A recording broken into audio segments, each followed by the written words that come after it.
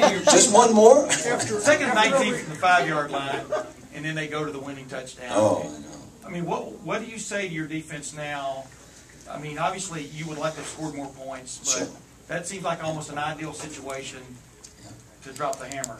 Well, you know, and you know, they got, I think, 10 yards on that play, and so it's still 3rd and 9, you know, and then they hit a play, you know, and they executed and made 22, you know, and then got to roll a little bit. And what do you say to your defense? You know, gosh, if you watch the defensive film, you say, you guys played like a son of a gun.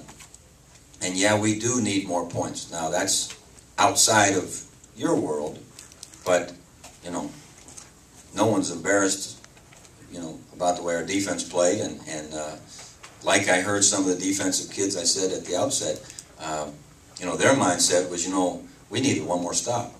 And that's the way they evaluate themselves. How are your emails running? I'm just curious because it's very difficult to quantify fan unrest. But I've never, and these people, they squawk for a couple days and they go away. And they'll be cheering you if you go 11-1. But I've never heard people kind of take you on like I've heard the last couple of days. Are you affected? Have you heard any of that? And does it matter? I probably haven't got as many as you have. But, you know, we get lots of emails every week, even when we win.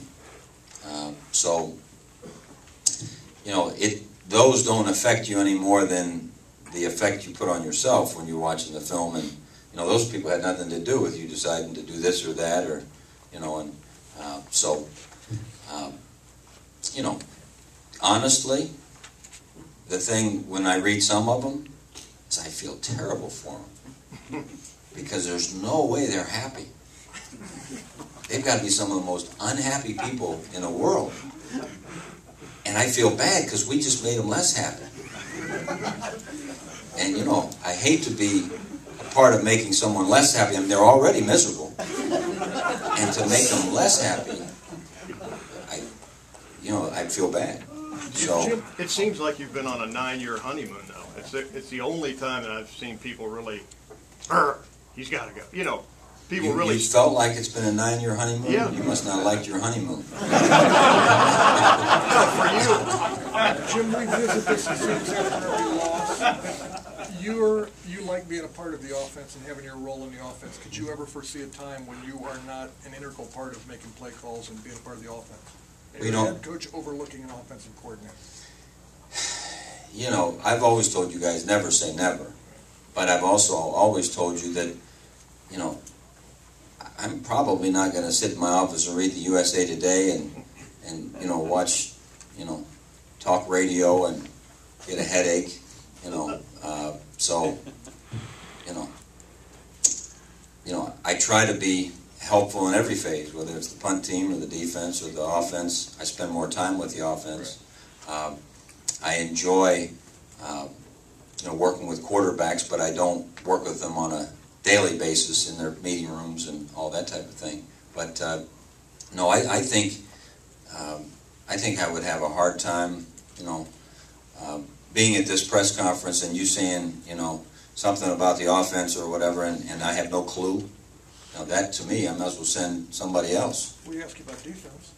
But I tell you, I have no clue. I have no part. And, you know, and you guys remind me, you know what, the defense has been pretty good on this 9-year honeymoon. But, you know, I think you got to try to be a part of things. Jim, I know just the end of the 2006 season, you guys put 42 on Michigan in a 1 versus 2 game with a senior quarterback and a bunch of skill guys. Mm-hmm.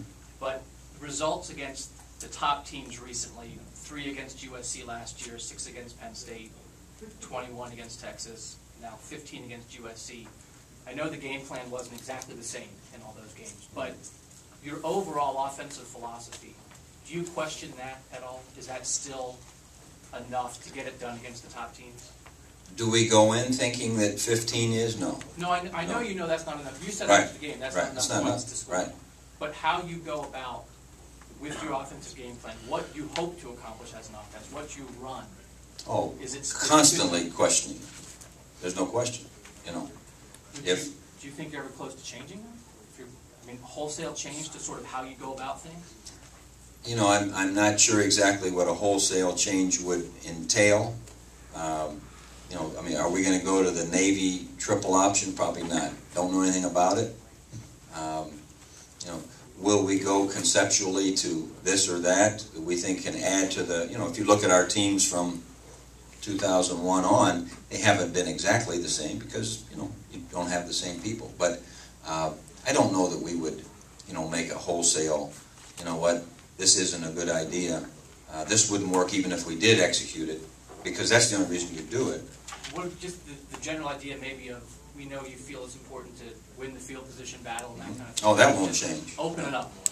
Yeah. Open it up more and maybe not play No, that theory as much. I'll always believe, you know, that you win tough ball games by making sure that you're the group that, you know, makes less mistakes, wins that field position battle, wins the battle in the trenches. You know, statistically, and you know, you guys love statistics, that is true. So, no, I philosophically wouldn't, you know, go against that. And I think the people that maybe line up differently than we do, or might be perceived differently than we do, the games that happens for them are the ones they win. Just because it, you know, might look a little bit different.